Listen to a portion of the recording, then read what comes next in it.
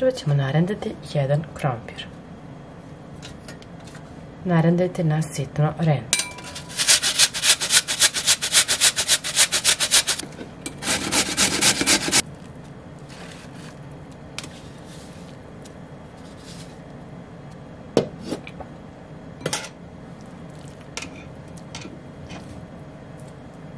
Zatim ćemo krompir da iscedimo.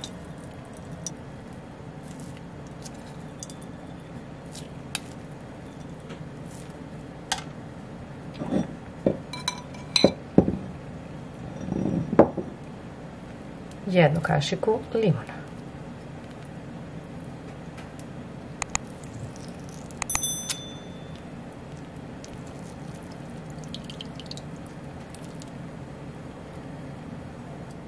Dodat ćemo zatim i jednu kašičicu meda.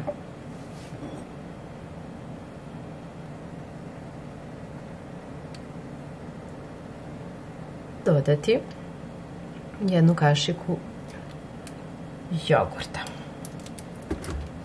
Možete koristiti i kiselo mlijeko ili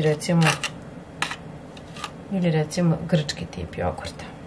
Ja ću promešati kiselo mlijeko i jogurt, a zatim sve dobro ovako promešati.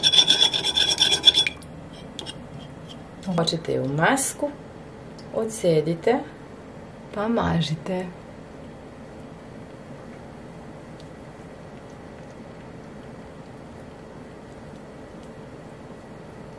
Možete namazati naravno i vrat, a zatim ostaviti da maska odstoji nekih 20 minuta. Nakon 20 minuta ponovo umočite malo, pokvasite, odnosno namažite još jedan sloj,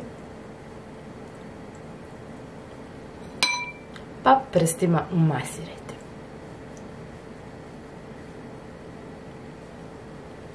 Podižite sve ovako na gore.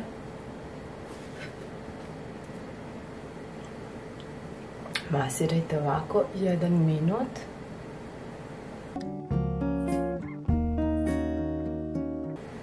Za bolju cirkulaciju i za instant lijep izgled.